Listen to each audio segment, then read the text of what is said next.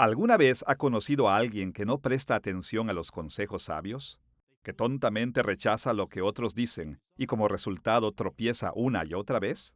En muchos sentidos, eso es lo que sucedió durante el ministerio del profeta Oseas. Oseas llevó la palabra de Dios a su pueblo por varias décadas. Y a pesar de que sus profecías demostraron ser ciertas en cada paso del camino, el pueblo de Dios sufrió una y otra vez porque se negaron a escucharlo. Aún así, Oseas nunca se rindió. Hacia el final de su vida, el Espíritu Santo inspiró a Oseas a crear una colección de sus profecías, lo que ahora llamamos el libro de Oseas. Diseñó su libro para darle a la gente de Dios sabiduría para los desafíos que enfrentan cada día. Y como un libro de inspiración divina, el libro de Oseas también imparte sabiduría al pueblo de Dios en todas las eras, incluyendo la nuestra. Esta es la primera lección de nuestra serie La sabiduría profética de Oseas, y la hemos titulado Una introducción a Oseas. En esta lección exploraremos una serie de temas introductorios relacionados con el ministerio de Oseas y el libro que ahora lleva su nombre. Nuestra introducción a Oseas se dividirá en dos partes principales. Veremos primero el trasfondo del profeta Oseas y su libro, y después presentaremos una visión general del contenido y la estructura básica del libro. Comencemos por explorar varias dimensiones del trasfondo de Oseas. Las profecías de Oseas fueron inspiradas por el Espíritu Santo, por lo que tienen autoridad incuestionable sobre el pueblo de Dios a través de la historia. Primero, sus profecías se dirigieron a los antiguos israelitas y a las circunstancias que estos enfrentaban. El ministerio de Oseas atravesó varias décadas, así que, cuanto más entendamos el trasfondo de las circunstancias en desarrollo de Oseas, mejor podremos tomar y aplicar sus profecías a nuestra propia época. Antes de abordar estos asuntos, necesitamos distinguir dos escenarios históricos interconectados, dos mundos tal como eran. El primer escenario, que llamaremos ese mundo, cubre las décadas del ministerio profético de Oseas en el que recibió y entregó revelaciones de parte de Dios. Pero el segundo escenario histórico, que llamaremos su mundo, sucede más tarde en la vida de Oseas. En este segundo escenario, Oseas seleccionó y escribió algunas de sus profecías para impactar las vidas de aquellos que recibieron su libro por primera vez.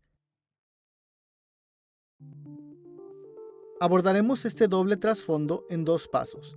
Primero, exploraremos ese mundo, es decir, el rango completo del ministerio del profeta Oseas, y en segundo lugar, examinaremos su mundo, es decir, el escenario en el que se escribió el libro de Oseas. Comencemos con el ministerio del profeta Oseas. Alrededor de la época del ministerio profético de Oseas, varias naciones desempeñaron papeles importantes en la historia del pueblo de Dios. En el año 930 a.C., el reino unido de David y Salomón se dividió en dos reinos, el reino de Israel en el norte y el reino de Judá en el sur. Ambos reinos figuraban prominentes en el servicio profético de Oseas.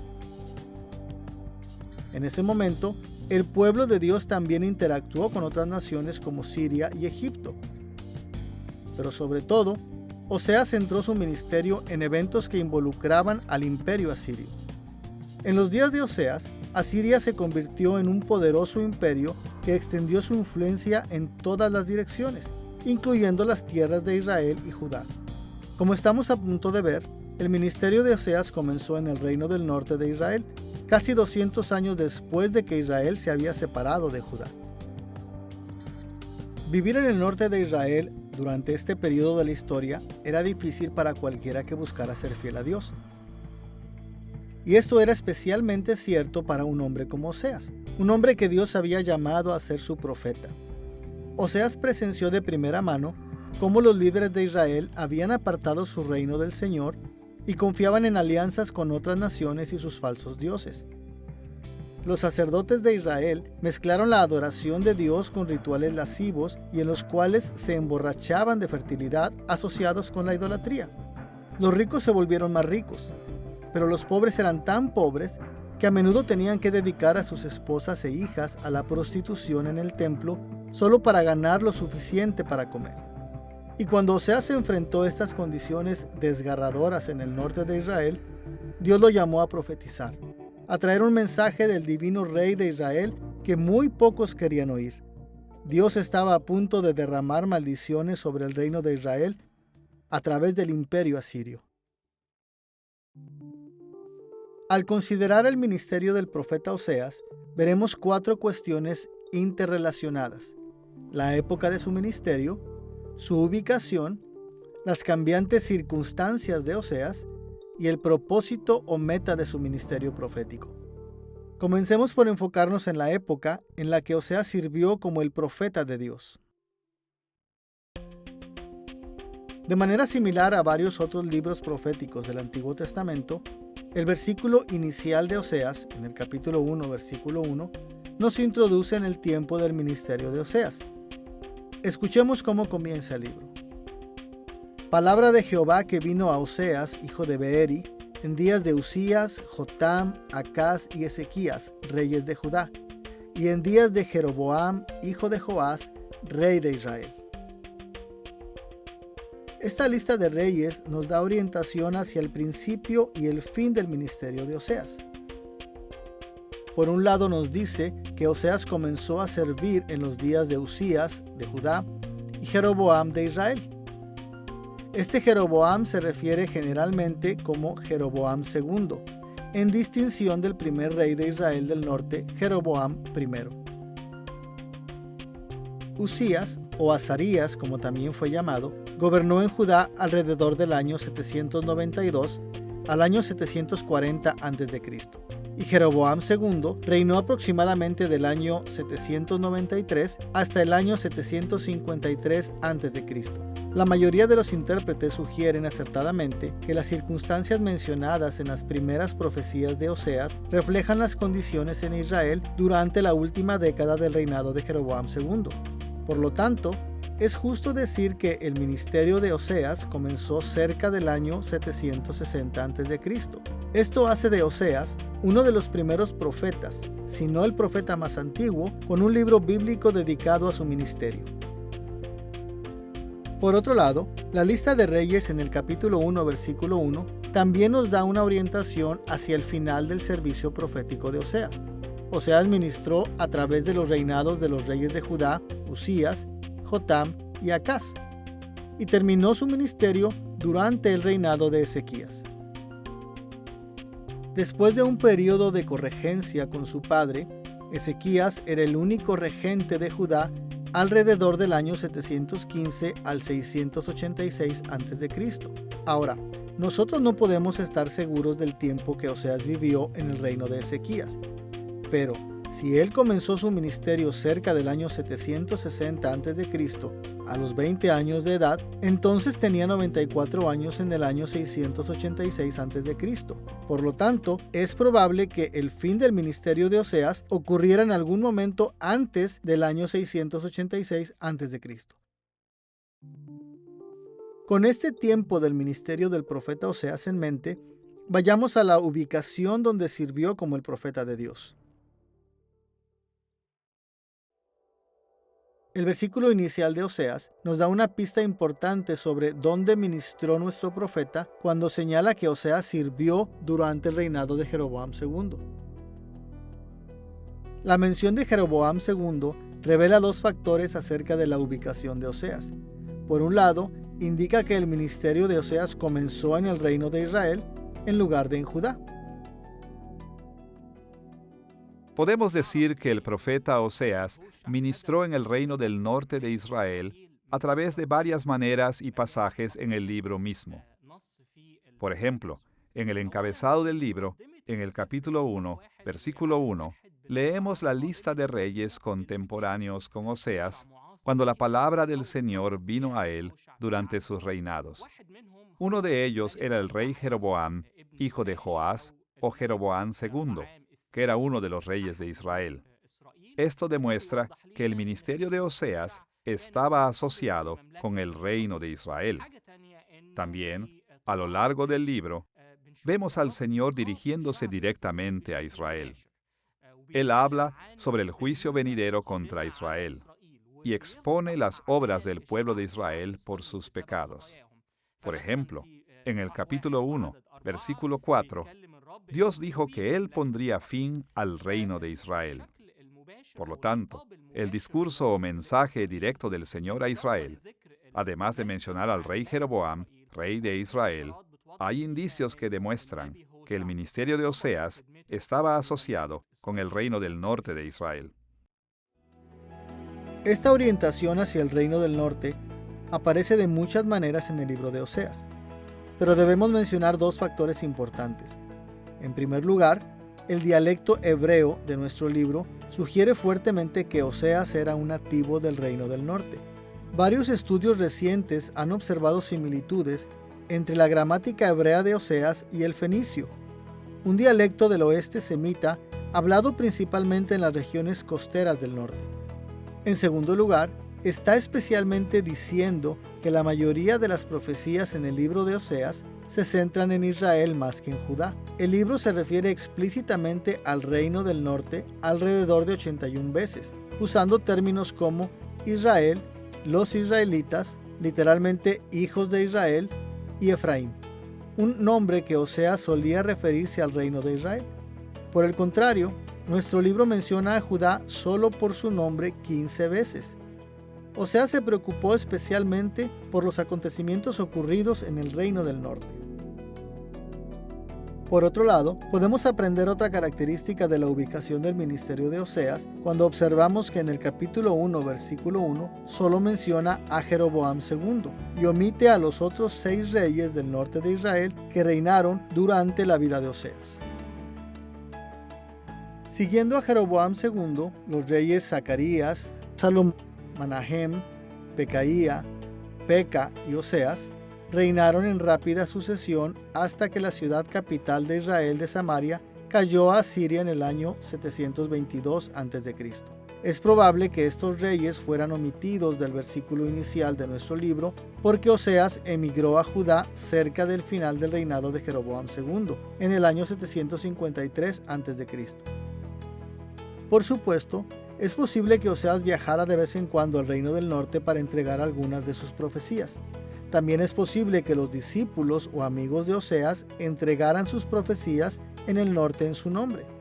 Pero sea cual fuera el caso, la falta de reconocimiento por los otros reyes de Israel en el capítulo 1, versículo 1, apoya la opinión de que Oseas residió en el norte de Israel solo hasta tarde en el reinado de Jeroboam II. Entonces, ya sea por las agitaciones políticas o por la resistencia a sus profecías, tomó una nueva residencia en el reino del sur de Judá. Una vez que hemos visto la época y la ubicación del ministerio del profeta Oseas, debemos tocar algunas de las circunstancias que él dirigió a través de las décadas en que sirvió como el profeta de Dios. Muchos estudiosos de las Escrituras no están familiarizados con el período de la historia bíblica asociado con el ministerio de Oseas. Por supuesto, los libros históricos de Reyes y Crónicas, los libros proféticos como Miqueas e Isaías, y los descubrimientos arqueológicos nos dicen mucho sobre este período. Hay demasiados eventos para ser mencionados. Pero no podemos avanzar sin un conocimiento básico de algunos de los acontecimientos más significativos que tuvieron lugar en Israel y Judá durante las décadas del servicio de Oseas. Imagine por un momento que usted es Oseas comenzando su ministerio en el reino del norte, durante el reinado de Jeroboam II. Confía en Dios, pero donde quiera que ve, el rey, los sacerdotes y los nobles ricos de Israel han convertido a su nación en una pesadilla. Adoran a los dioses falsos de otras naciones, llenan el país de violencia, obligan a los hijos de los pobres a servir sus campañas militares desacertadas, y presionan a las mujeres y a las hijas de los pobres para practicar la prostitución en sus centros de adoración a la fertilidad. Mientras tanto, los dirigentes siguen afirmando ser fieles a Dios. Señalan a su riqueza y poder como prueba de que Dios aprueba todo lo que hacen. Ahora, Oseas sabía que hace mucho tiempo Moisés había advertido de que Dios no toleraría esta clase de rebelión para siempre. Él enviaría problemas para humillar a su pueblo. Moisés incluso advirtió que Dios levantaría naciones gentiles crueles y malvadas para disciplinarlas. y Dios reveló a Oseas que esto era precisamente lo que estaba a punto de hacerle a Israel.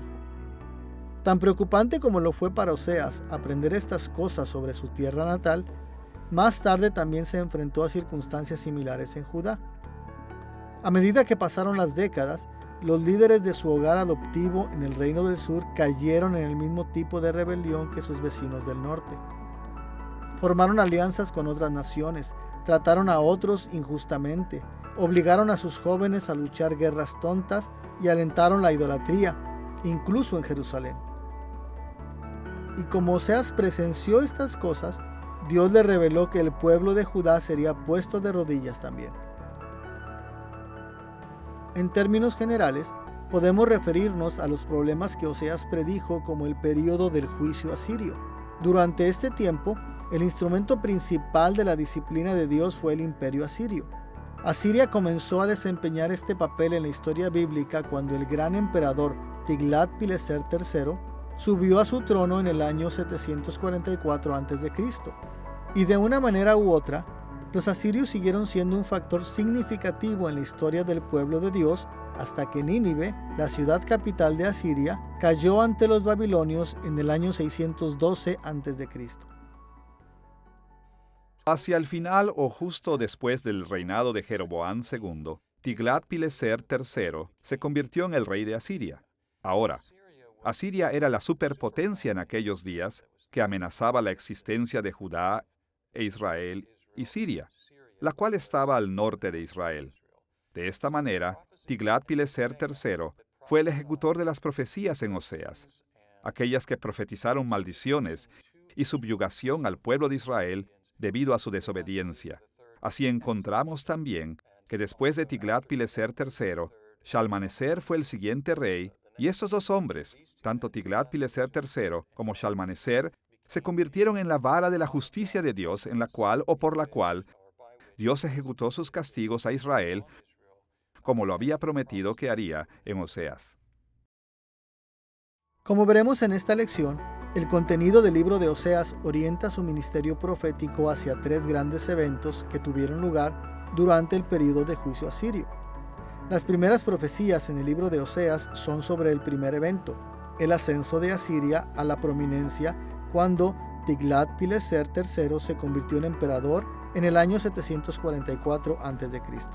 Oseas también registró profecías acerca de la invasión de Siria sobre Israel en el año 732 a.C. Y más allá de esto, Oseas incluyó las profecías de la invasión de Siria sobre Israel 10 años más tarde, en el año 722 a.C., cuando los asirios destruyeron totalmente el reino de Israel. Vamos a desempaquetar las circunstancias que Oseas se enfrentó mientras profetizaba sobre los tres eventos. Comenzaremos con la primera fase del ministerio de Oseas, cuando recibió profecías sobre el ascenso de Asiria a la prominencia en el año 744 a.C. Como acabamos de decir, en el año 744 a.C. fue el año en que Tiglat-Pileser III se convirtió en rey de Asiria y afirmó su autoridad sobre Israel y Judá. Oseas vivió en el reino del norte de Israel antes de este tiempo, y él presenció cómo el rey Jeroboam II trajo a Israel al cenit de su prosperidad.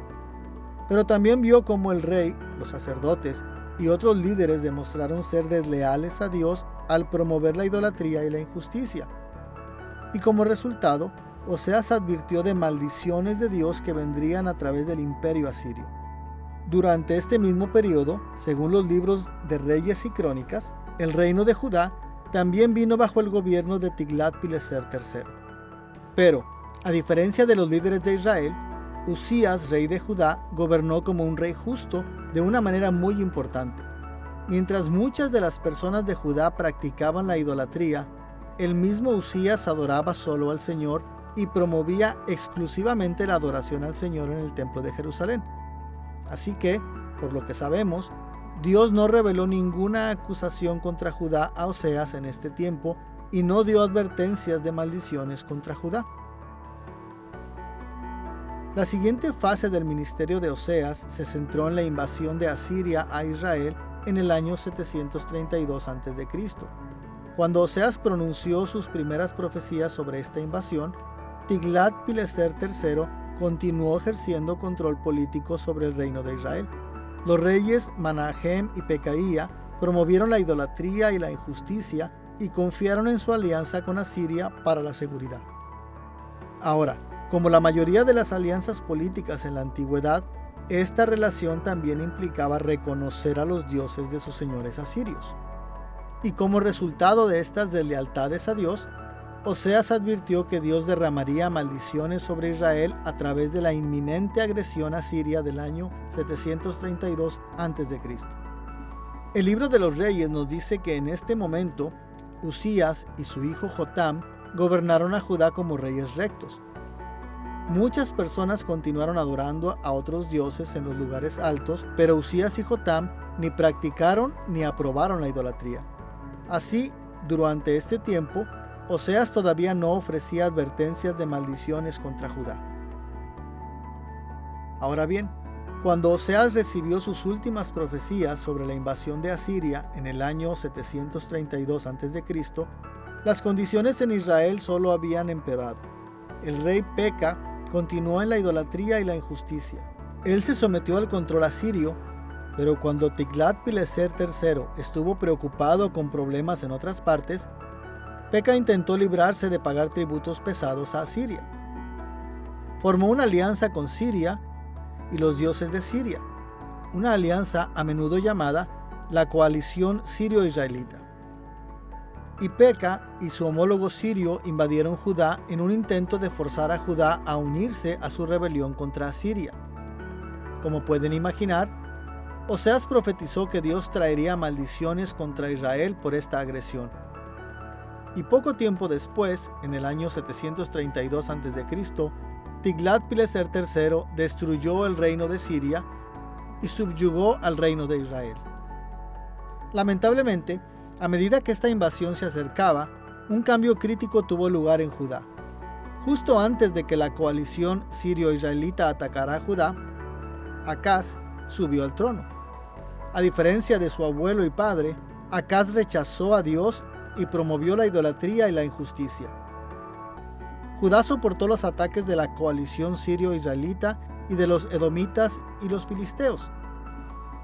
Pero en vez de acudir al Señor en busca de ayuda, Acaz buscó protección al reafirmar la alianza de Judá con los asirios y sus dioses. Y debido a la rebelión de Acaz contra Dios, Oseas profetizó que las maldiciones de Dios venían contra Judá también. Esto nos lleva a la época en el ministerio de Oseas, cuando profetizó acerca de la invasión de Asiria en el año 722 a.C., la invasión que condujo a la caída de la ciudad capital de Israel, Samaria, y al exilio de la mayoría de la población de Israel. Las profecías más tempranas de Oseas, aproximadamente en el año 722 a.C., se centraron en los acontecimientos en Israel durante el reinado temprano de Oseas, el rey que Asiria había colocado en el trono de Israel. Oseas perpetuó la idolatría y la injusticia en Israel y fue fiel a su alianza con los asirios y sus dioses por un tiempo.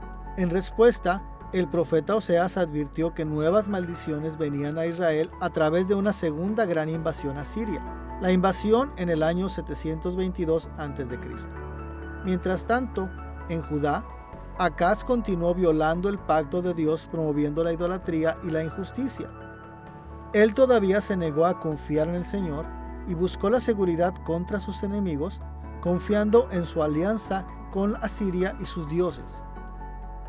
Y como resultado, Oseas advirtió de nuevo que grandes maldiciones de Dios también venían contra Judá. Las profecías posteriores del profeta Oseas sobre la invasión asiria en el año 722 a.C. se concentraron en la promoción continua del rey Oseas de la idolatría y de la injusticia en Israel. Cuando Tiglat-Pileser III murió, el rey Oseas vio la oportunidad de estar libre de reunir tributos a Asiria. Pero en lugar de recurrir a Dios para su protección, hizo una alianza con Egipto y con los dioses de Egipto. El profeta Oseas predijo que estos pecados pronto traerían las maldiciones de Dios. Y en cumplimiento de estas profecías, el hijo de Tiglat-Pileser, Salmanasar V, tomó el control de Samaria y obligó al rey Oseas a rendir tributos pesados. Pocos años más tarde, en el año 722 a.C., el rey asirio, Sargón II, llevó a cabo la destrucción completa de Samaria y llevó a la mayoría de la población de Israel al exilio. Durante estos años, los reyes de Judá, Acaz y Ezequías, fueron corregentes. Al principio, Ezequías continuó la alianza de su padre con Asiria y sus dioses, pero pronto rompió con Asiria. Desafortunadamente, Ezequías confió en la fuerza de su ejército, sus ciudades fortificadas y su alianza con Egipto para la protección contra Asiria, en lugar de confiar en el Señor. Y como resultado, el profeta Oseas advirtió una vez más que Dios traería maldiciones a Judá, maldiciones que vinieron muchos años después a través de la agresión asiria. A menos que usted haya pasado mucho tiempo estudiando este período de la historia bíblica, es muy fácil confundirse con todos estos nombres y fechas. Pero saber que estos eventos tuvieron lugar durante el ministerio de Oseas es crucial para entender el libro de Oseas. Por lo tanto, es muy importante distinguir las profecías de Oseas sobre el ascenso de Asiria a la prominencia en 744 a.C., de las profecías sobre la invasión de Asiria en 732 a.C., así como de las profecías sobre la invasión de Asiria en 722 a.C. A medida que hagamos esas distinciones, podremos ver cómo Oseas pasó décadas del ministerio abordando los desafíos que el pueblo de Dios enfrentó en cada uno de estos periodos. Habiendo tocado la época, la ubicación y las cambiantes circunstancias asociadas con el ministerio del profeta Oseas, debemos considerar el propósito de Oseas. Como profeta, ¿qué trató de lograr al declarar las revelaciones de Dios? Hemos examinado esta pregunta con más detalle en otras series. Pero en términos generales, Dios llamó al profeta Oseas, tal como llama a todo su pueblo en todas las épocas, para hacer su parte en difundir el reino de Dios hasta los confines de la tierra. Y como Oseas sabía, Dios administró la propagación de su reino por las políticas que estableció en el pacto. Oseas era muy consciente de que Dios ya había ratificado sus políticas del reino en 5 pactos principales, comenzando con todas las naciones en Adán y Noé, y luego en pactos especiales con Abraham, Moisés y David. Cada uno de estos pactos tenía particular énfasis, pero cada pacto sucesivo incorporaba y construía sobre las políticas de los pactos anteriores. Al igual que otros profetas, Oseas tuvo el papel especial de servir como emisario de Dios o embajador que anunció cómo Dios iba a implementar estas políticas del pacto. Todos los pactos de Dios establecieron 3 dinámicas básicas de las interacciones de Dios con su pueblo que formaron el perfil del ministerio de Oseas. Para nuestros propósitos aquí, vamos a dar un breve resumen. Primero, de una manera u otra, todos los pactos de Dios fueron iniciados y sostenidos por la benevolencia divina, o muestra de la bondad y amabilidad de Dios. En segundo lugar, todos los pactos de Dios aclararon los tipos de lealtad humana que Dios requería de su pueblo en respuesta agradecida a su benevolencia. Y tercero, todos los pactos divinos conllevaban 2 tipos de consecuencias que su pueblo debía esperar: bendiciones por la obediencia y maldiciones por la desobediencia. Así que Dios quería que los israelitas permanecieran fieles en el pacto con Él. Y les prometió que si permanecían fieles al pacto con Dios, las cosas irían bien con ellos. Pero en cambio, si violan su pacto, algo malo les ocurrirá. Esto es igual incluso en nuestras vidas. Si permanecemos fieles al pacto de Dios, Dios estará con nosotros, nos guiará y continuará obrando en nosotros. Como emisario profético de los pactos de Dios, el profeta Oseas recibió revelaciones de cómo Dios había decidido dirigir estas dinámicas de pacto. Entonces, él entregó estas revelaciones al pueblo de Dios.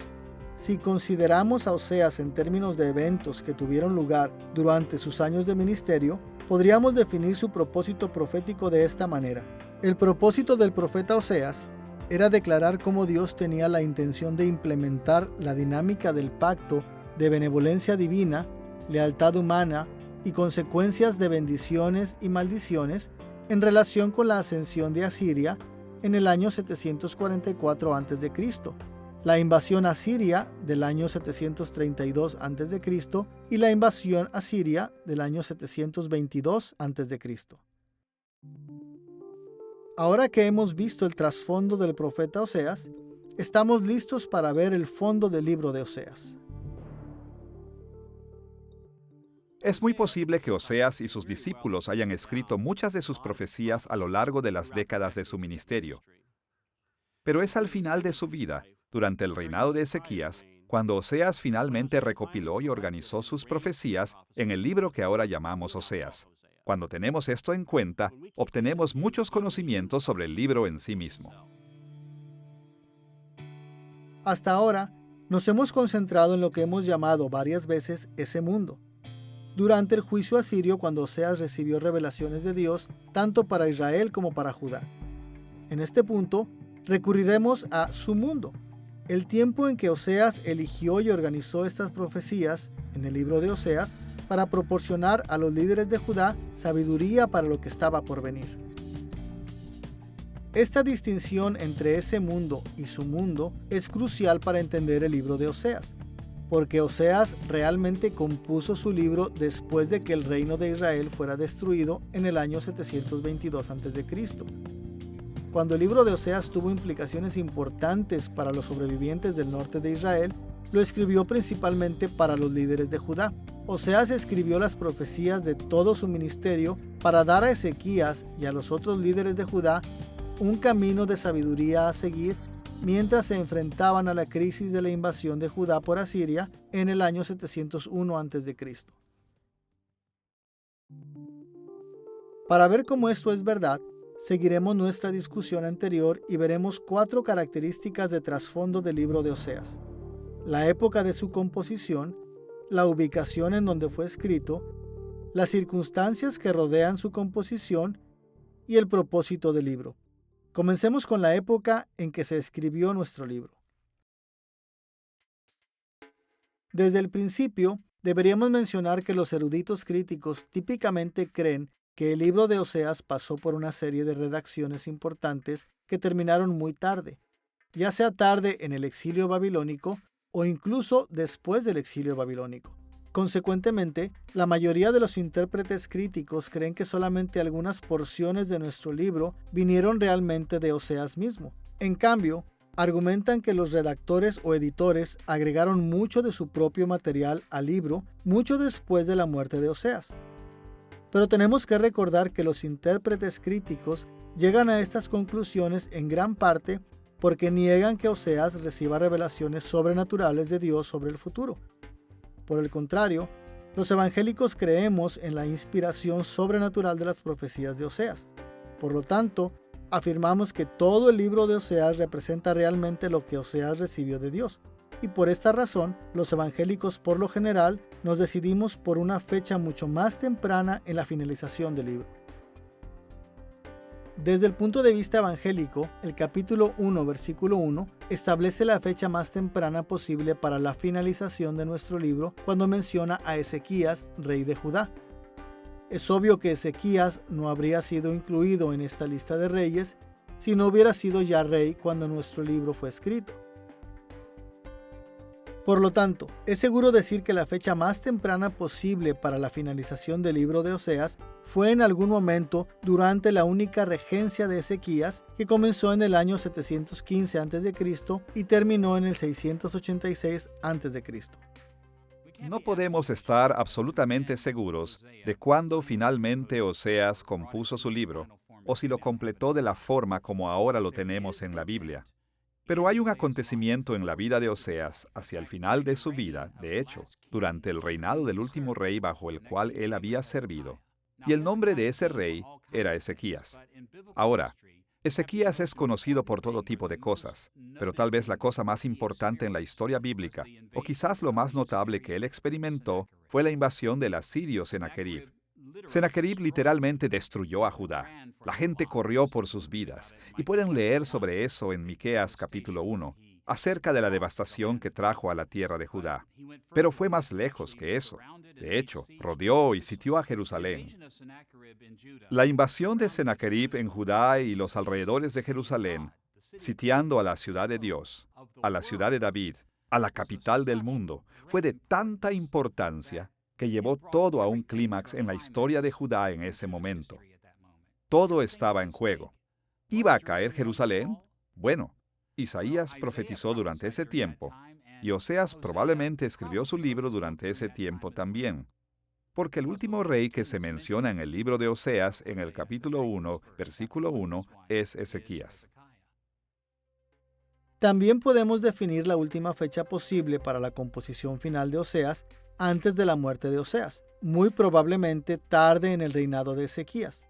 Ahora, los intérpretes críticos tienen razón al señalar que Oseas probablemente empleó a sus discípulos para ayudarle a componer su libro.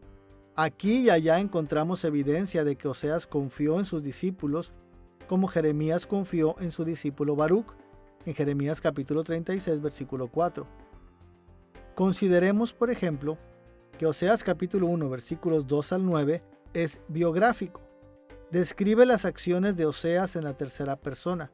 Oseas dijo esto, él hizo eso, pero el capítulo 3, versículos del 1 al 3, es autobiográfico. Las acciones de Oseas se describen en la primera persona. Me dijo otra vez Jehová.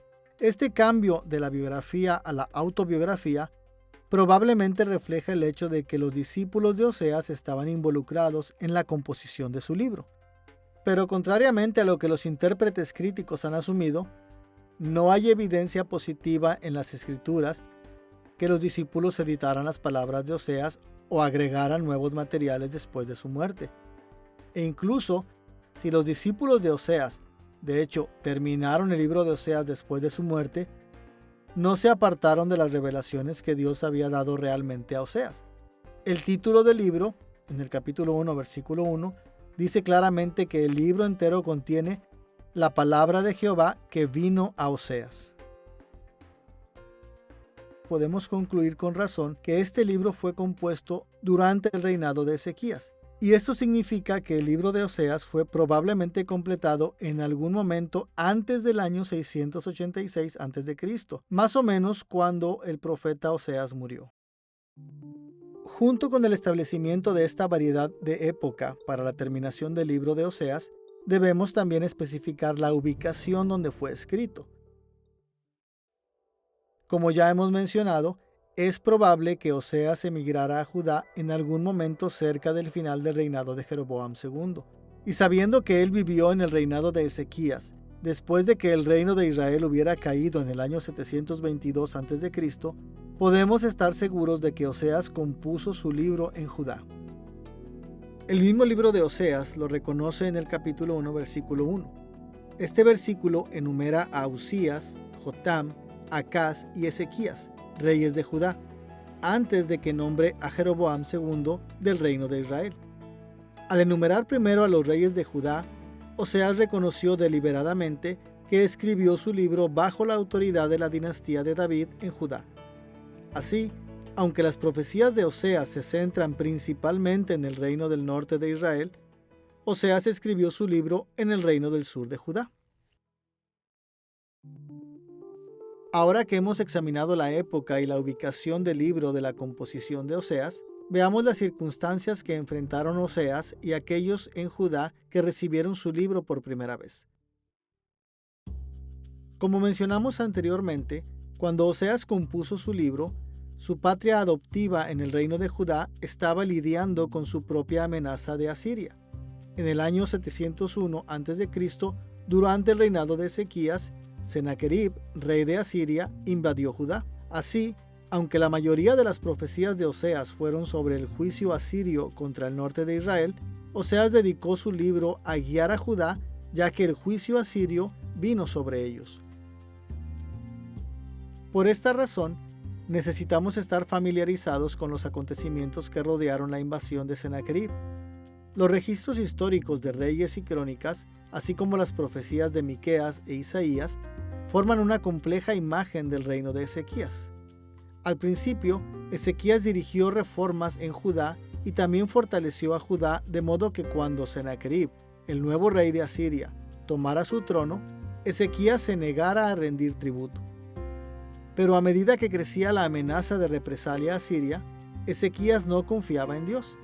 Más bien, buscó protección a través de una alianza con Egipto y los dioses de Egipto. Pero sus esfuerzos fueron en vano. Sennacherib invadió Judá, destruyendo muchas ciudades, pueblos y aldeas, e incluso sitiaron Jerusalén. Pero justo cuando parecía que Jerusalén caería, Ezequías oró al Señor y el profeta Isaías le reiteró la salvación de Dios. Como leemos en 2 de Reyes capítulo 19 versículos 33 y 34. Por el mismo camino que vino Sennacherib volverá, y no entrará en esta ciudad, dice Jehová, porque yo ampararé esta ciudad para salvarla, por amor a mí mismo y por amor a David mi siervo. Misericordiosamente la profecía de Isaías se cumplió. Dios milagrosamente liberó a Jerusalén de Sennacherib. Uno de los acontecimientos históricos más importantes que sucedieron en la historia de Israel fue cuando Sennacherib, el rey de Asiria, derrotó a Ezequías, rey de Judá.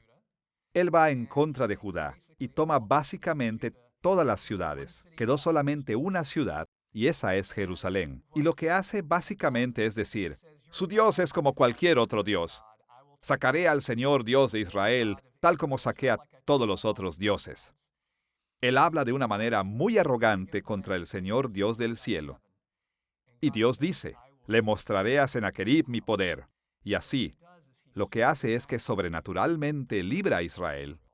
Y lo que hace es herir al ejército asirio. Y 185,000 tropas asirias morirán. Al volver a su tierra, oirá un informe de que probablemente hay una rebelión en su tierra y que tendrá que volver a Asiria. Y sabemos incluso por los relatos asirios que hablan de enjaular a Ezequías como un ave en una jaula, pero nunca dicen que le derrotan. Ahora, recuerde que la literatura asiria es propaganda pura. Ellos nunca admiten la derrota en absoluto. Por lo tanto, al decir que lo enjaularon como a un ave, realmente confiesan que no le derrotaron. De este modo, hasta los archivos asirios admiten esto. Sería difícil exagerar cuánto la liberación de Jerusalén demostró el favor de Dios hacia el reino de Judá. Pero tan maravilloso como fue, los problemas de Ezequías no habían terminado. Después de que Sennacherib regresó a casa, Ezequías aún temía una nueva agresión de Asiria. Lamentablemente, en lugar de depender de Dios, Ezequías regresó a sus viejas costumbres y buscó otra alianza, pero no con Egipto, sino con el creciente reino de Babilonia. La negativa de Ezequías a confiar en Dios después de la gran liberación de Jerusalén mostró una profunda deslealtad hacia Dios. Y el profeta Isaías amenazó inmediatamente que los tesoros reales de Judá serían llevados a Babilonia. Escuchemos las palabras de Isaías en 2 de Reyes capítulo 20, versículos 17 y 18. He aquí vienen días en que todo lo que está en tu casa y todo lo que tus padres han atesorado hasta hoy será llevado a Babilonia, sin quedar nada, dijo Jehová. Y de tus hijos que saldrán de ti, que habrás engendrado, tomarán y serán eunucos en el palacio del rey de Babilonia. Desafortunadamente, cuando Ezequías escuchó estas palabras de Isaías, no se arrepintió de su deslealtad hacia Dios. Más bien, él simplemente respondió con alivio que este juicio contra Judá no vendría en sus propios días. Los fracasos de Ezequías en ser fiel a Dios antes y después de la liberación de Jerusalén en el año 701 a.C. fueron tan trascendentales que probablemente hayan motivado a Oseas a escribir su libro. Por un lado, es posible que Oseas escribiera su libro en algún momento antes de la liberación de Jerusalén de Sennacherib. Los ataques de Sennacherib y su asedio a Jerusalén fueron testigos de una ráfaga de actividad profética, y es muy posible que Dios llamó a Oseas a escribir su libro durante este tiempo para abordar los fracasos de Ezequías cuando Sennacherib avanzó y puso sitio a Jerusalén. Por otro lado, también es posible que Oseas escribiera su libro poco después de la liberación de Jerusalén. Como mencionamos, aunque Dios había liberado a Jerusalén, Ezequías no permaneció fiel a Dios, y en lugar de eso buscó una alianza con Babilonia. Y la deslealtad de Ezequías a Dios puso en peligro el futuro de Judá. Por lo tanto, es muy probable que Oseas escribiera su libro ya sea para abordar la crisis antes o la crisis después de la liberación de Jerusalén de Sennacherib. Con la época, la ubicación y las circunstancias de la composición final del libro de Oseas en mente, no es difícil entender el propósito general del libro. Afortunadamente, no nos deja especular porque Oseas mismo reveló explícitamente el propósito que tenía en mente. En Oseas capítulo 14, versículo 9, el último versículo de nuestro libro, Oseas resumió su propósito de esta manera: ¿Quién es sabio para que entienda esto y prudente para que lo sepa? Porque los caminos de Jehová son rectos y los justos andarán por ellos, mas los rebeldes caerán en ellos. Este versículo se distingue de los versículos que le preceden y cierra todo el libro con instrucciones finales para aquellos que la recibieron por primera vez. Oseas pidió que las personas de su audiencia original en Judea se convirtieran en sabias y prudentes al creer que los caminos de Jehová son rectos. En otras palabras, Oseas esperaba que Judá ganara sabiduría de su colección de profecías. Él quería que ellos pudieran ver sus circunstancias a la luz del hecho de que los justos, aquellos que recibimos las bendiciones de Dios, caminemos en los caminos de Jehová. Pero los rebeldes, aquellos que reciben el juicio de Dios, tontamente caerán en ellos. Aunque los elementos de las tradiciones de la sabiduría de Israel aparecen en los escritos de otros libros proféticos, el llamado audaz de Oseas a la sabiduría es inusual. Pero la atención de Oseas a la sabiduría encaja bien con los días de Ezequías. Sabemos por las escrituras que Ezequías se asociaba con hombres que estaban bien versados en las tradiciones de la sabiduría de Israel. De hecho, Proverbios capítulo 25, versículo 1, introduce los capítulos 25 al 29 de Proverbios como los proverbios de Salomón que copiaron los hombres de Ezequías, rey de Judá.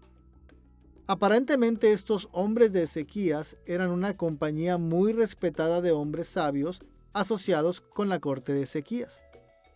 Y es muy probable que el llamado final de sabiduría de Oseas apelara directamente a Ezequías y a los hombres sabios de su corte. En este sentido, podemos resumir el propósito del libro de Oseas de esta manera. El libro de Oseas llamó a los líderes de Judá para adquirir sabiduría de lo que Dios había revelado a través del ministerio de Oseas, mientras que enfrentaron los desafíos de la invasión de Sennacherib.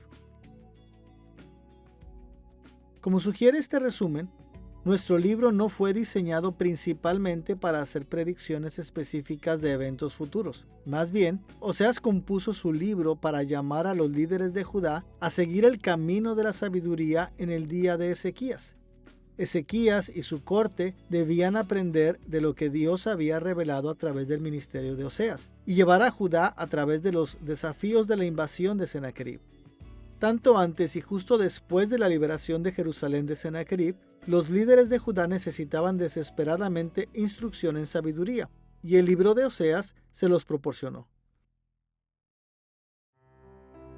Hasta ahora, en nuestra introducción a Oseas, hemos visto el trasfondo del profeta y su libro. Ahora veamos una descripción general del contenido y estructura del libro de Oseas. Desafortunadamente, muchos evangélicos tienden a pasar por alto el escenario histórico en el que Oseas recibió por primera vez sus profecías. También tienden a centrarse en las unidades más pequeñas del libro, como si se diferenciaran entre sí. Estos enfoques ahistóricos y atomistas han dado muchos puntos de vista sobre el libro de Oseas. Pero para añadir a estos conocimientos, seguiremos una estrategia diferente. Veremos que la configuración histórica del ministerio de Oseas es crucial para entender sus profecías. Y en lugar de centrarnos en unidades más pequeñas, aisladas unas de otras, exploraremos las conexiones lógicas entre unidades más grandes a través del libro de Oseas. Esta estrategia nos ayudará a ver más claramente cómo Oseas diseñó su libro para dar sabiduría a aquellos en Judá que lo recibieron por primera vez. Y también nos ayudará a ver cómo vamos a aprender la sabiduría del libro de Oseas hoy. Pongámonos nuevamente en el lugar de Oseas. A diferencia de otros profetas que tenían ministerios relativamente cortos, Oseas recibió revelaciones de Dios por más de 60 años. Desde la última década del reinado de Jeroboam II hasta el reinado de Ezequías. Durante estas décadas, Dios le revelaba muchas cosas, probablemente mucho más de lo que aparece en los 14 capítulos cortos de su libro. Para entender cómo Oseas formó su libro, debemos tener en cuenta que Dios no reveló todas las profecías de Oseas al mismo tiempo. Como ya hemos explicado, Dios dio revelaciones a Oseas cuando el reino de Israel enfrentaba la ascensión de Asiria al poder en el año 744 a.C., la invasión de Asiria en el año 732 a.C. y la invasión a Siria en el año 722 a.C. Si fallamos en mantener estos diferentes escenarios históricos en mente, parecerá que Oseas se contradijo en varias ocasiones, especialmente en sus profecías sobre Judá. Pero en realidad, veremos que las perspectivas proféticas de Oseas cambiaron con el tiempo porque él abordó las circunstancias cambiantes. Ahora, tan importante como es reconocer la disposición cronológica del libro de Oseas, debemos también notar que Oseas organizó sus profecías de manera temática. Vimos anteriormente en esta lección que el capítulo 1, versículo 1 es el título de nuestro libro y fue diseñado para introducir el cronograma completo del ministerio de Oseas. Y el capítulo 14, versículo 9, termina nuestro libro con un cierre que resume el propósito general de Oseas de llamar al pueblo de Dios para obtener sabiduría de su libro. El contenido de estos extremos indica que fueron creados cuando Oseas armó su libro alrededor de la época de invasión de Sennacherib en el año 701 a.C. Pero entre estos extremos, el cuerpo principal de Oseas consiste en 3 divisiones grandes que tienen énfasis temáticos. La primera división, en el capítulo 1, versículo 2 al capítulo 3, versículo 5, enfatiza el juicio y la esperanza de Dios. Estos primeros capítulos presentan las primeras profecías que Oseas recibió durante el reinado de Jeroboam II. Profecías que abordaron el ascenso de Asiria en el año 744 a.C. Oseas escogió y organizó cuidadosamente estas primeras profecías para presentar perspectivas equilibradas de las maldiciones que Dios había decidido derramar sobre su pueblo y las bendiciones que recibirían en el futuro. La segunda división, en el capítulo 4, versículo 1 al capítulo 9, versículo 9, enfatiza la revelación del juicio de Dios. A diferencia de la primera división, estas profecías provienen de etapas posteriores del ministerio de Oseas. Cuando Oseas recibió revelaciones sobre la invasión de Asiria en el año 732 a.C. y la invasión a Siria en el año 722 a.C. Estos capítulos se centran exclusivamente en el tema del juicio de Dios y resaltan cómo los juicios de Dios aumentaron en severidad a través de estas fases del ministerio de Oseas. La tercera división, en el capítulo 9, versículo 10 al capítulo 14, versículo 8, se centra especialmente en la revelación de la esperanza de Dios. Esta última división importante también consiste en revelaciones que Oseas recibió en anticipación de la invasión de Asiria en el año 732 a.C. y la invasión a Siria en el año 722 a.C. Pero esta división presta especial atención al tema de la esperanza que Dios reveló para el futuro de su pueblo a través de estas fases del ministerio de Oseas. Sería difícil exagerar la importancia de estos arreglos históricos y actuales para la interpretación del libro de Oseas. En muchos aspectos, son como llaves que abren la sabiduría que Oseas buscó impartir a aquellos que primero recibieron su libro durante el reinado de Ezequías. Examinaremos más de cerca la sabiduría de Oseas en nuestra próxima lección, pero por ahora será útil presentar el contenido y la estructura de cada división importante de nuestro libro. Empecemos con la primera división en el juicio y la esperanza de Dios en el capítulo 1, versículo 2 al capítulo 3, versículo 5. Estos primeros capítulos equilibran cuidadosamente un enfoque en las maldiciones que llegan al pueblo de Dios con las bendiciones de Dios que vendrán. Como ya hemos mencionado, estos capítulos de apertura representan el ministerio de Oseas en los días de Jeroboam II, cuando Oseas recibió profecías sobre el ascenso de Asiria a la prominencia en el año 744 a.C. Pero, ¿cómo sabemos que aquí es cuando Oseas recibió estas revelaciones? Bueno, el capítulo 1, versículo 2 lo expresa cuando nos dice que estos capítulos representan el principio de la palabra de Jehová por medio de Oseas. Otro contenido de esta división también confirma este temprano escenario histórico. En primer lugar, Oseas llamó la atención sobre el hecho de que, a medida que Israel gozaba de una época de gran prosperidad, había caído en la idolatría y la injusticia. También indicó que Dios había decidido traer maldiciones a través del dominio asirio sobre Israel. Estos hechos son coherentes con la primera fase del ministerio de Oseas. En segundo lugar, la atención de Oseas a Judá en esta división también confirma que él recibió estas profecías en la primera fase de su ministerio.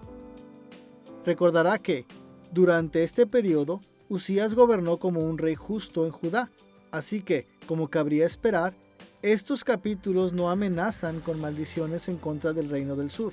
Por el contrario, esta primera división habla muy positivamente de Judá varias veces.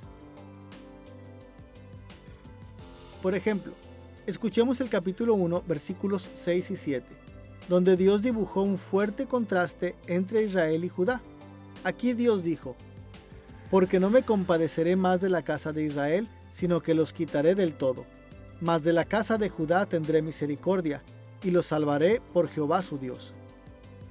Aunque el reino del norte estaba a punto de sufrir a manos de los asirios, este pasaje deja claro que, en este momento, Dios tendría misericordia y salvaría a Judá. Oseas mencionó también a Judá positivamente en el capítulo 1, versículo 11, cuando dijo: «Y se congregarán los hijos de Judá y de Israel, y nombrarán un solo jefe». Aquí Oseas indicó que, mientras Israel soportaba el juicio asirio, su esperanza de las bendiciones de Dios provenía del reencuentro con Judá bajo un solo rey. De manera similar, en el capítulo 3, versículo 5, Oseas dijo: «Después volverán los hijos de Israel y buscarán a Jehová su Dios y a David su rey, y temerán a Jehová y a su bondad en el fin de los días». Esta referencia directa a David su rey refleja claramente una visión favorable de Judá, porque Judá fue gobernada por la casa real de David. Las perspectivas completamente positivas de Oseas sobre Judá en la primera división de su libro confirman que él recibió estas profecías al principio de su ministerio, cuando Uzías condujo a Judá en los caminos de Dios. Con esta orientación hacia la primera división de Oseas en mente, vamos a ilustrar brevemente cómo estos capítulos enfatizan el tema del juicio y la esperanza de Dios. Oseas organizó estos capítulos en 3 secciones principales. La primera sección describe sus experiencias familiares previas en el capítulo 1, versículo 2 al capítulo 2, versículo 1. Esta sección se divide en 2 partes principales. La primera parte, en el capítulo 1, versículos 2 al 9, relata una narrativa familiar. Comienza con Dios ordenando a Oseas que se case con una mujer llamada Gomer, que practicó la prostitución religiosa. Cuando sus hijos nacieron, se le dijo a Oseas que le diera nombres que simbolizan los juicios inminentes de Dios contra Israel. Esta narrativa llamó la atención sobre los juicios que venían a Israel a través de Asiria. Pero en balance con este enfoque en el juicio de Dios, Oseas añadió una segunda parte consistente en sus esperanzadas reflexiones proféticas en el capítulo 1, versículo 10 al capítulo 2, versículo 1. Como solo un ejemplo, en el capítulo 1, versículo 10, Oseas reveló esto: «Con todo, será el número de los hijos de Israel como la arena del mar. Y en el lugar en donde les fue dicho, vosotros no sois pueblo mío, les será dicho, sois hijos del Dios viviente». Aunque Dios estaba a punto de comenzar un tiempo de juicio contra Israel, Oseas agregó que todavía iba a haber futuras bendiciones para los descendientes de las tribus de Israel. La segunda sección del juicio y la esperanza de Dios se centra en el primer juicio de Dios en el libro de Oseas, en el capítulo 2, versículos 2 al 23. En el Antiguo Testamento, Dios frecuentemente reveló sus planes para el futuro, otorgando a sus profetas el conocimiento de las deliberaciones legales que tuvieron lugar en su corte celestial. Estos versículos apartan la atención de las experiencias familiares de Oseas en la tierra a un relato inspirado de procesos legales en la corte del cielo. Hablamos de algunas de estas revelaciones como juicios porque dan descripciones bastante completas de los procedimientos de la corte de Dios. A menudo retratan a Dios en su trono, describen su convocatoria de participantes en la corte, denuncian las acusaciones y las interacciones con los culpables y declaran pronunciamientos de juicio. Se podría decir que algunos de los discursos proféticos del juicio toman la forma de un juicio del pacto. La idea de un juicio del pacto se basa en la diplomacia internacional. Y nuestros mejores ejemplos están en las cartas diplomáticas hititas que tenemos, donde un diplomático hitita va a la nación vasalla y procesa los términos del tratado que fue firmado por el rey vasallo. Pero ahora está siendo violado. El profeta asume ese tipo de papel. Y hay una serie de pasajes clave que tienen una ejemplificación más completa de esos elementos. En su plenitud, esos elementos incluirían una citación a los acusados y testigos. Entonces, habría un elemento que da una historia de la relación del pacto entre el soberano, el gran rey, y el rey vasallo, seguido por una acusación en contra del vasallo por violar el tratado que a su vez sería seguido por una amenaza o una sentencia por esa violación del tratado. Este es el primer juicio celestial en el libro de Oseas. Comienza en el capítulo 2, versículo 2, con la convocatoria de Dios a Israel a la corte usando estas palabras: contended con vuestra madre, contended. Para las audiencias modernas, esto puede parecer una extraña convocatoria a la corte. Pero la palabra contended aquí se traduce del verbo hebreo costilla, rib. Este término fue utilizado a menudo en libros proféticos como una contención legal o juicio en la corte del cielo. La madre en vista era Samaria, la capital del reino de Israel, donde residían los líderes de Israel. Así que, en efecto, Dios convocó al pueblo de Israel para que entrara en un juicio celestial contra sus líderes que vivían en Samaria, un juicio más que Dios mismo presidiría. A lo largo de este juicio, Dios aludió a las formas en que Israel se comportó como la esposa de Oseas, Gomer. Gomer le fue infiel a Oseas y trajo juicios a sus hijos. Y los líderes de Israel fueron infieles a Dios y trajeron juicio al reino de Israel. Pero en este juicio, Oseas no reportó simplemente que Dios condenó al reino de Israel a sufrir las maldiciones de su pacto. También informó que Dios algún día atraía a Israel de nuevo a sí mismo. Después de un tiempo de juicio, Dios restauraría a Israel a sí mismo y tendría misericordia de las tribus del norte. Después de esta narración del juicio celestial, Oseas terminó su enfoque en el divino juicio y la esperanza, con una descripción de sus experiencias familiares previas en el capítulo 3, versículos 1 al 5. Paralelamente con el relato de sus experiencias familiares previas, Oseas comenzó con una narrativa familiar autobiográfica en el capítulo 3, versículos 1 al 3. Su esposa había vuelto a su antigua forma de vida como prostituta de adoración, pero Dios ordenó a Oseas que le mostrara amor de nuevo. Así, Oseas compró a Gomer y la trajo a casa. Esta breve narrativa es seguida por el segundo conjunto de reflexiones proféticas de esperanza de Oseas en el capítulo 3, versículos 4 y 5. En estos versículos, Oseas explicó que el reino de Israel soportaría los problemas que vendrían de Dios por un periodo de tiempo, Pero un día vendría, en el futuro, cuando la relación de Israel con Dios resultaría en grandes bendiciones para Israel. En esta analogía, Oseas, un profeta honrado entre su pueblo, representa a Dios. Por supuesto, Dios es mucho más grande que Oseas, pero es una metáfora. Por otro lado, la mujer adúltera representa al pueblo de Israel. Cometió adulterio al dejar al Señor y adorar a otros dioses.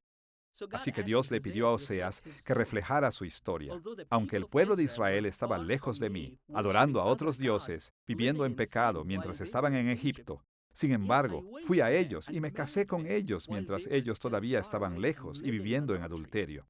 Los salvé mientras estaban lejos. No es porque fueran buenos que los salvé, sino por mi gracia que los salvé. Lo que es extraño es que Dios le dijo a Oseas que después de casarse con esta mujer, ella volvería al adulterio. Pero le dijo a Oseas que fuera a traerla de vuelta. Esto es exactamente lo que hizo nuestro Señor con el pueblo de Israel. No solo el Señor salvó al pueblo de Israel y los levantó a pesar de que vivían en adulterio en Egipto, sino también, después de que el pueblo se salvó y entró en una relación de pacto con Dios, volvieron para cometer adulterio con otros dioses. Y aunque Dios castigaba y disciplinaba al pueblo, pero aún en su gracia, al igual que Oseas, restauró a su esposa adúltera. Dios fue a su esposa, que es la gente que cometió adulterio después del matrimonio, y los restauró para sí mismo. En general, al coleccionar y organizar algunas de las revelaciones que recibió en la primera fase de su ministerio, Oseas presentó un punto de vista cuidadosamente balanceado a los líderes de Judá en los días de Ezequías.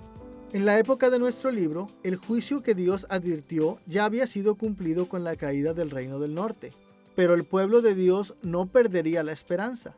Este tiempo de juicio conduciría a un tiempo futuro en el que Israel recibiría grandes bendiciones de Dios. Después de la presentación de la primera división equilibrada del juicio y la esperanza de Dios, la segunda división cambia la atención hacia la revelación del juicio de Dios en el capítulo 4, versículo 1 al capítulo 9, versículo 9. Hemos titulado esta porción de Oseas Revelación, porque contiene revelaciones que Oseas recibió durante un largo periodo de tiempo. Y hablamos de ello como juicio porque se centra exclusivamente en las maneras en que Dios dirigió sus maldiciones del pacto contra Israel y Judá durante estas décadas del ministerio de Oseas. En términos generales, estos capítulos sobre la revelación del juicio se dividen en dos partes principales. Más de los juicios de Dios, en el capítulo 4, versículo 1 al capítulo 5, versículo 7, y luego los llamados de alarma de Dios, en el capítulo 5, versículo 8, al capítulo 9, versículo 9. Consideremos primero los juicios de Dios. El primer juicio de Dios en esta división aparece en el capítulo 4, versículos 1 al 9. Una vez más, Dios reveló sus planes a Oseas al otorgarle el conocimiento de las deliberaciones legales en la corte celestial. Escuchemos el llamado en el capítulo 4, versículo 1. Oíd palabra de Jehová, hijos de Israel, porque Jehová contiende con los moradores de la tierra. Como este versículo de apertura indica, Dios convocó a Israel a juicio porque tenía una contienda contra ellos. Aquí el término contienda traduce el término hebreo que aprendimos anteriormente, rif, el término técnico para juicio. La ubicación de este juicio previo, inmediatamente después de la primera división, así como su contenido, sugiere fuertemente que era una de las profecías más tempranas de Oseas sobre la invasión de Asiria en el año 732 a.C. Como recordarán, durante este periodo en Israel, Manahem y Pecaía continuaron promoviendo la idolatría y la injusticia. Y cuando Manahem sufrió una breve incursión de Asiria, en lugar de encontrar seguridad en Dios, él y Pecaía después de él reafirmaron su alianza con Asiria y sus dioses. A lo largo de este juicio, Dios acusó a Israel precisamente de este tipo de pecados. Y no es de sorprender que Dios anunció que traería maldiciones sobre Israel en la forma de agresión severa de Asiria, muy probablemente refiriéndose a la invasión del año 732 a.C. La evidencia más fuerte de este escenario histórico es la única cosa que Oseas dijo acerca de Judá en este juicio previo. Escuchemos lo que Oseas escribió en el capítulo 4, versículo 15. Si fornicas tú, Israel, a lo menos no peque Judá. Como podemos ver aquí, en este tiempo, Dios dibujó un contraste fuerte entre las condiciones en Israel y las condiciones en Judá. Israel era culpable de ser infiel a Dios, pero Dios simplemente advirtió a Judá que no se hiciera como Israel del norte. Este contraste entre Israel y Judá nos recuerda las condiciones en Judá cuando Usías y Jotam gobernaron como reyes rectos. Así que antes de la invasión del año 732 a.C., Dios no declaró ninguna maldición contra Judá. Esto nos lleva al juicio posterior de Dios en el capítulo 5, versículos 1 al 7. Aquí vemos otra escena de la corte celestial. Escuchemos la manera en que el capítulo 5, versículo 1 convoca a los acusados a juicio. Sacerdotes, oíd esto, y estad atentos, casa de Israel y casa del rey. Escuchad, porque para vosotros es el juicio. Aunque este pasaje no utiliza el término técnico costilla, vemos aquí que Dios convocó a los culpables a juicio, los sacerdotes, los israelitas y la casa real, y anunció que el propósito de esta situación era juzgarlos, o mishpat en hebreo. Como la palabra costilla, este término se refiere a deliberaciones legales en el tribunal del cielo. El contenido de este juicio posterior indica que se originó cuando Oseas recibió y entregó más tarde profecías a medida que la invasión de Asiria en el año 732 a.C. se acercara. El capítulo 5, versículo 1 señala esta orientación histórica cuando menciona que los nobles de Israel oprimieron al pueblo en Mizpá y Tabor. Esto es simplemente porque la evidencia arqueológica indica que estos sitios permanecieron bajo el control de Israel solamente hasta el año 732 a.C., cuando Tiglat-Pileser III invadió Israel y los apresaron. También es notable que en el capítulo 5, versículo 13, Dios acusó a Israel de inútilmente pedir ayuda a Tiglat-Pileser III o al gran rey, como se le llama en este versículo. Recordaremos que en Israel en este momento el rey Pekah continuó con la idolatría y la injusticia, y también formó una alianza con Siria, la coalición sirio-israelita, para resistirse a rendir tributos a Asiria. Entonces, el juicio posterior de Dios advirtió que las maldiciones contra Israel venían a través de un ataque asirio. Una vez más, la evidencia más importante de este entorno histórico es la atención de Oseas a Judá. Como mencionamos anteriormente en esta lección, Acaz se convirtió en el rey de Judá justo antes de la coalición sirio-israelita. Pero a diferencia de su padre y su abuelo, Acaz promovió la idolatría y la injusticia en Judá. También hizo una alianza con los asirios y sus dioses para protegerse contra sus enemigos. Y como resultado, en este juicio posterior, Dios amenazó con maldiciones contra Judá por primera vez. Escuchemos la manera en que el capítulo 5, versículo 5 se dirige a Judá. Israel y Efraín tropezarán en su pecado, y Judá tropezará también con ellos. Notemos aquí el contraste con el juicio anterior de Dios. En el capítulo 4, versículo 15, Dios simplemente advirtió a Judá que no se convirtiera en pecador como Israel. Pero como este versículo indica, en el momento de este juicio posterior, Judá se había vuelto culpable ante Dios junto con Israel porque Acaz los había llevado por mal camino. Siria e Israel, en coalición, en realidad atacaron a Judá en los días de Acaz y trataron de obligar a Judá a unirse a ellos en esa coalición para resistir a Siria. Ahora, el resultado de eso era predecible.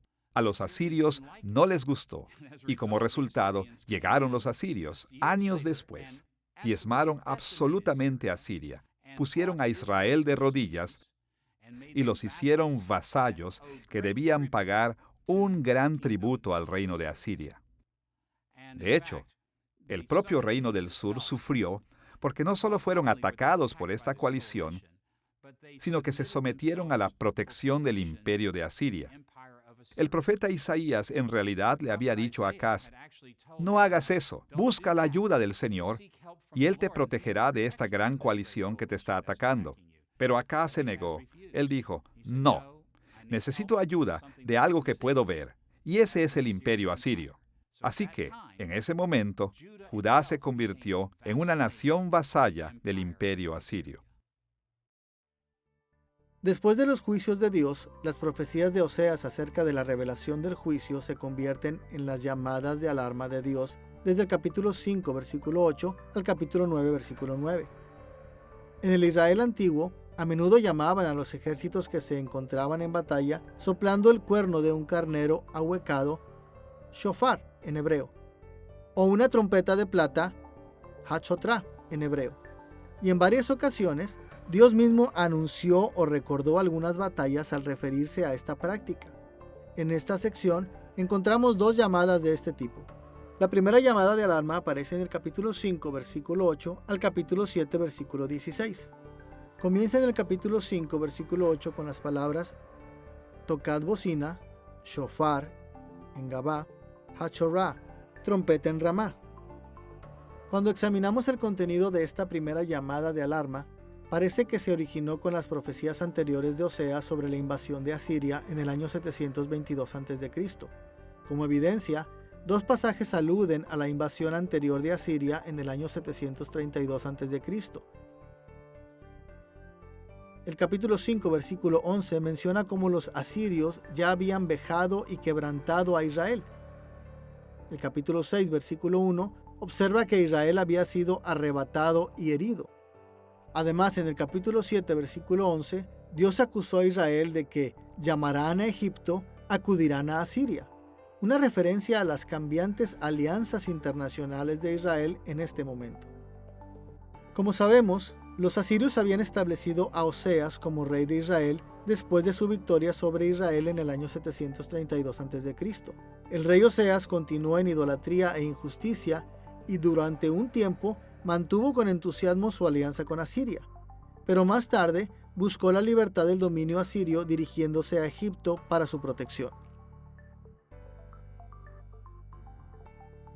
El profeta Oseas expuso las terribles consecuencias de estos pecados al advertir que más maldiciones venían de Dios. Las maldiciones llegaron en forma de la invasión devastadora de Asiria en el año 722 a.C. El contexto histórico es apoyado también por la especial atención que estos capítulos dan al reino de Judá. En este momento, Acaz falló en Judá y llevó a Judá a la idolatría y a la injusticia. Y en lugar de confiar en Dios, Acaz buscaba protección contra sus enemigos a través de una alianza con los asirios y sus dioses.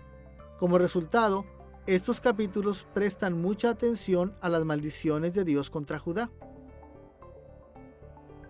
Escuchemos el capítulo 5, versículos 10 al 14, donde Oseas escribió estas palabras. Los príncipes de Judá fueron como los que traspasan los linderos. Derramaré sobre ellos como agua mi ira. Efraín es vejado, quebrantado en juicio, porque quiso andar en pos de vanidades. Yo pues seré como polilla a Efraín y como carcoma a la casa de Judá.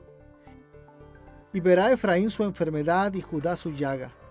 Irá entonces Efraín a Asiria y enviará al rey Jareb, mas él no os podrá sanar ni os curará la llaga, porque yo seré como león a Efraín y como cachorro de león a la casa de Judá. Yo arrebataré y me iré, tomaré y no habrá quien liberte. En el capítulo 6, versículo 4, Dios expresó su frustración con Acaz y Judá diciendo, ¿qué haré de ti, oh Judá? Y entonces, en el versículo 11, Dios exclamó, para ti también, oh Judá, está preparada una siega.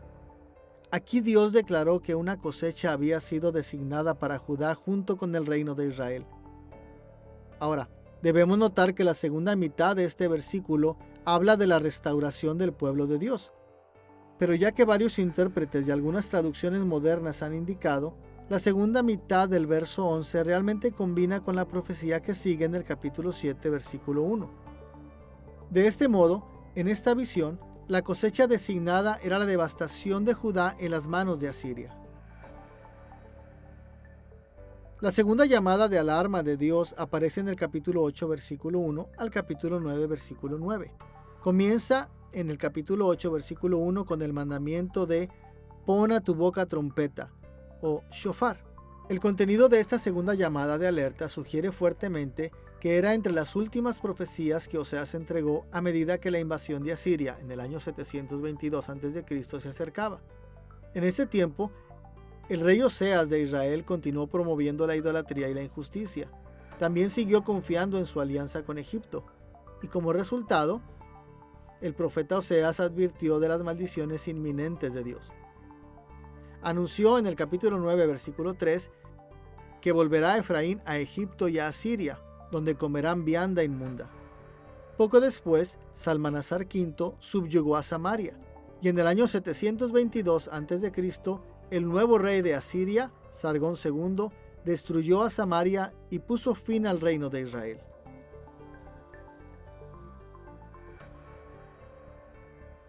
Una pregunta que puede dejar perplejos a muchos es cómo es que Dios dejaría a su propio pueblo caer en manos de paganos como los asirios. Bueno, Oseas intenta responder a esa pregunta mostrando que el juicio era bien merecido. Dios había advertido una y otra vez a su pueblo. Dios les había enviado profetas. Dios les había dicho que habría consecuencias para su desobediencia, para su deslealtad, y sin embargo ellos no quisieron arrepentirse de su infidelidad al pacto, como Oseas muestra gráficamente en su libro. Así que Oseas escribe para decirles: lo que ustedes están sufriendo es bien merecido. Dios les advirtió y no quisieron arrepentirse.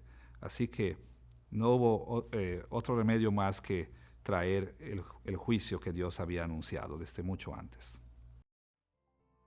Este escenario histórico también es confirmado por lo que este pasaje dice acerca de Judá.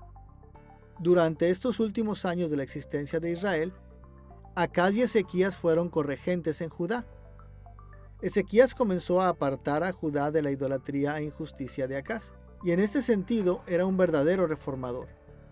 Pero Ezequías también confió en su propia fuerza para resistir a Asiria, fortaleciendo a Judá contra el ataque, y buscó una alianza con Egipto y los dioses de Egipto, en lugar de volverse hacia Dios.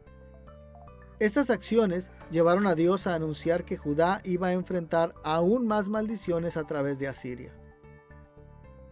Como Dios lo planteó en el capítulo 8, versículo 14. Judá multiplicó ciudades fortificadas, mas yo meteré fuego en sus ciudades, el cual consumirá sus palacios. Esta profecía se cumplió aproximadamente 2 décadas después, en el año 701 a.C., cuando Sennacherib invadió Judá, destruyendo la mayoría de sus ciudades y sitiando Jerusalén. Todas estas profecías acerca del juicio tuvieron muchas implicaciones para Israel y Judá cuando Oseas las recibió por primera vez. En cada paso, advirtieron de acercarse al juicio y al arrepentimiento. Pero más tarde, cuando Oseas formó estas profecías en la segunda división de su libro, estas amenazas de juicio ya se habían cumplido. Israel había caído a Asiria en el año 722 a.C., y Asiria había atacado y destruido gran parte de Judá durante el reinado de Ezequías.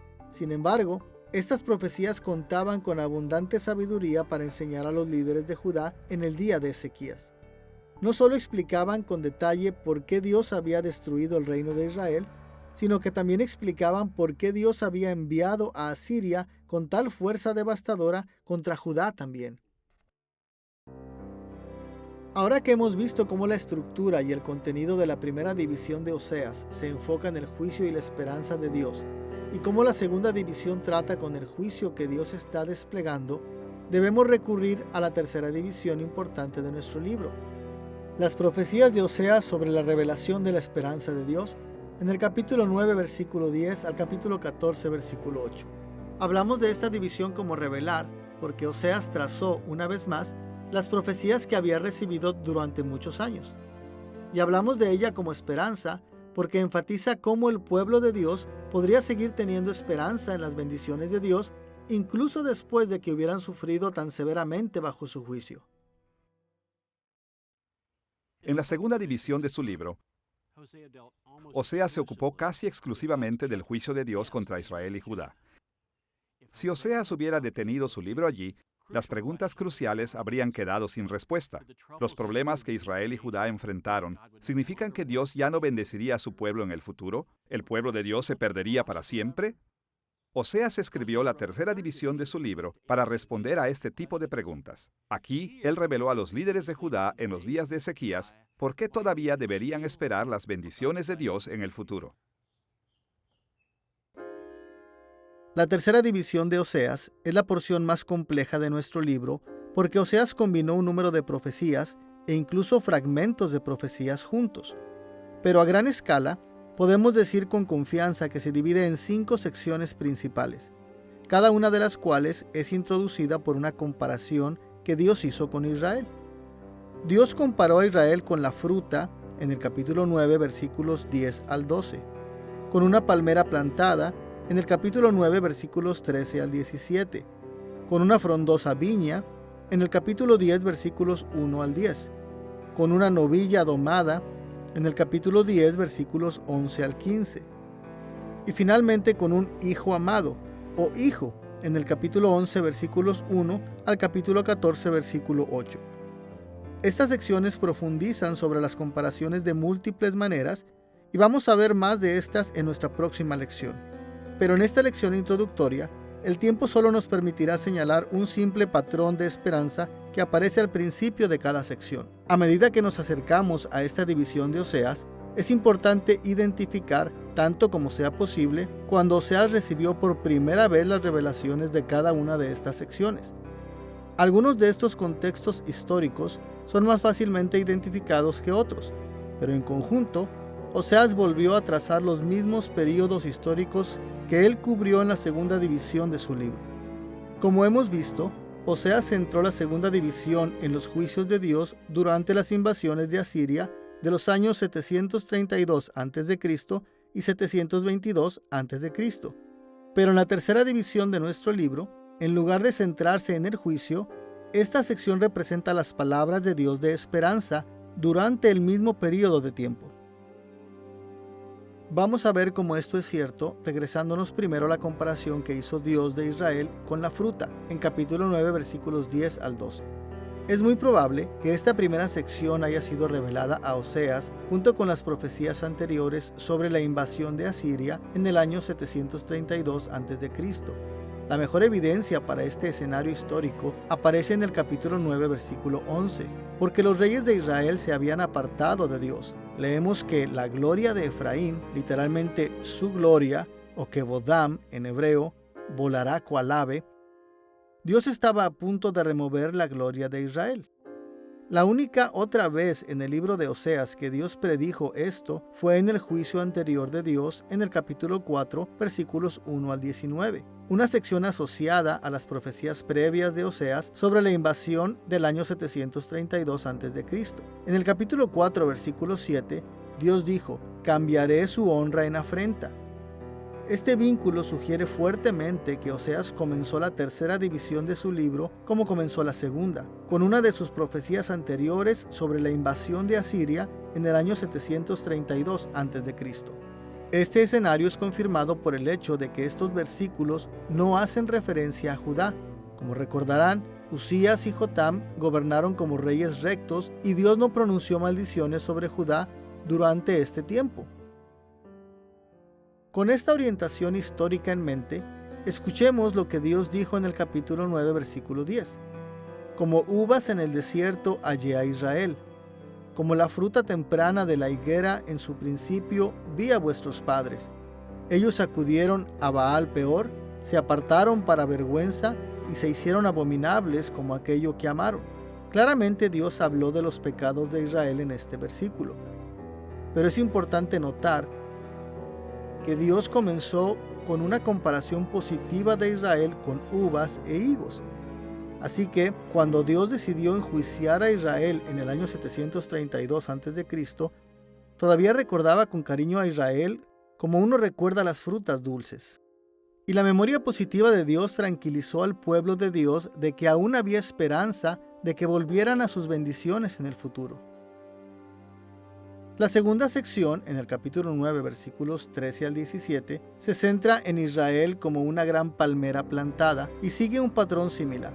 No podemos estar seguros cuándo Oseas recibió por primera vez esta revelación, pero en general, la descripción de Oseas de Israel encaja bien con las condiciones que tuvo Israel cuando Oseas recibió profecías sobre la invasión de Asiria en el año 732 a.C. Esta orientación histórica es apoyada por el hecho de que este pasaje no menciona a Judá. Por lo tanto, lo más probable es que llegara a Oseas antes de que Acaz se apartara de Dios. Escuchemos la apertura de esta sección en el capítulo 9, versículo 13. Efraín, según veo, es semejante a Tiro, situado en lugar delicioso, pero Efraín sacará a sus hijos a la matanza. Aquí Dios amenazó a Israel con la matanza de sus hijos cuando salieron a la batalla contra los invasores asirios. Pero tan terrible como este juicio fue, en la primera mitad de este versículo, Dios recordó cómo Él apreciaba a Israel. Es semejante a Tiro, situado en lugar delicioso. El grato recuerdo de Dios de ellos reveló que todavía había esperanza de que las bendiciones de Dios vinieran a Israel en el futuro. Después de enfocarse en Israel como una palmera plantada, Oseas comparó el reino de Israel con una frondosa viña. En el capítulo 10, versículos 1 al 10, con gran probabilidad, esta sección también se originó cuando Oseas recibió profecías acerca de la invasión de Asiria en el año 732 a.C. El capítulo 10, versículo 6, amenaza con que la riqueza de los centros de adoración de Israel sería llevada como presente al rey, el mismo rey mencionado en el capítulo 5, versículo 13.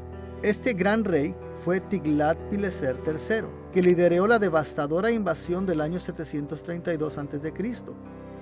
Pero es importante notar que Judá no es mencionada en esta sección. Por lo tanto, esto puede indicar que Acaz aún no había llevado a Judá a la corrupción. En esta óptica, escuchemos lo que Dios dijo en el capítulo 10, versículo 1. Israel es una frondosa viña. Conforme a la abundancia de su fruto, multiplicó también los altares. Notemos aquí que la profecía de Oseas se centró nuevamente en el juicio contra Israel, porque cuanto más prosperaron, más multiplicaron los altares. Israel había llenado sus territorios tribales con altares de otros dioses, y ellos sufrirían el juicio de Dios por esta rebelión. Pero como antes, Oseas introdujo esta amenaza de juicio con el hecho de que Dios recordó a Israel como una encantadora frondosa viña. Esta comparación ofreció esperanza para las bendiciones de Dios sobre Israel en el futuro. Después de comparar a Israel con una frondosa viña, Oseas escribió acerca de la comparación de Dios del reino de Israel con una novilla domada, en el capítulo 10, versículos 11 al 15. Esta sección puede haberse originado cuando Oseas recibió sus profecías anteriores sobre la invasión de Asiria en el año 722 a.C. Como hemos visto, durante este tiempo, el rey Oseas llevó a Israel a la idolatría y a la injusticia, y desde el principio confió en su alianza con Asiria y en sus dioses por su seguridad en lugar de Dios. Debido a esto, Dios advirtió que las maldiciones venían a Israel. La evidencia más notable para el entorno histórico de esta sección es que menciona los pecados de Judá. Como sabemos, Acaz, el rey de Judá, había promovido la idolatría y la injusticia a lo largo de Judá. Él también persistió en la búsqueda de la ayuda de su alianza con Asiria en lugar de Dios. Así, en el capítulo 10, versículos 11 y 12, Dios amenazó brevemente con enviar maldiciones en contra de Judá y anunció que Judá tendrá que arar y sembrar justicia. Toda esta sección comienza en el capítulo 10, versículo 11 con estas palabras. Efraín es novilla domada, que le gusta trillar, mas yo pasaré sobre su lozana cerviz. Haré llevar yugo a Efraín, arará Judá, quebrará sus terrones Jacob. Vemos aquí que Dios amenazó con la frase haré llevar yugo a Efraín, una metáfora para el juicio de opresión de Asiria. Pero a pesar del juicio que se avecinaba, Dios todavía recordaba a Israel con cariño como una novilla domada que le gusta trillar. Y el recuerdo positivo que Dios tuvo de Israel sirvió como la base de la esperanza para el futuro. Esto nos lleva a la última comparación en esta división sobre el despliegue de la esperanza de Dios, por mucho la sección más larga de la tercera división. En el capítulo 11, versículo 1 al capítulo 14, versículo 8, Dios comparó a su pueblo con algo aún más preciado que una novilla domada, con un hijo amado o hijo. Esta larga sección representa las revelaciones que Oseas recibió cuando entregó sus profecías sobre la invasión de Asiria en el año 722 a.C. Pero más tarde intentó liberarse de Asiria, insensatamente buscando una alianza con Egipto. Dios se dirigió específicamente a esta alianza en el capítulo 11, versículo 5, donde dijo que Israel no volverá a la tierra de Egipto, sino que el asirio mismo será su rey. Este contexto histórico es confirmado por el hecho de que en el capítulo 11, versículo 12 y en el capítulo 12, versículos 2 al 6, Oseas también profetizó contra Judá. Como leemos en el capítulo 12, versículo 2, pleito tiene Jehová con Judá. A pesar de las reformas que Ezequías fue capaz de lograr, Ezequías se basó en su propia fuerza y se alió con Egipto en vez de acudir al Señor. Por lo tanto, Judá sufrió el juicio de Dios a través de la invasión de Sennacherib en el año 701 a.C. Ahora escuchemos la apertura de esta sección en el capítulo 11, versículos 1 y 2.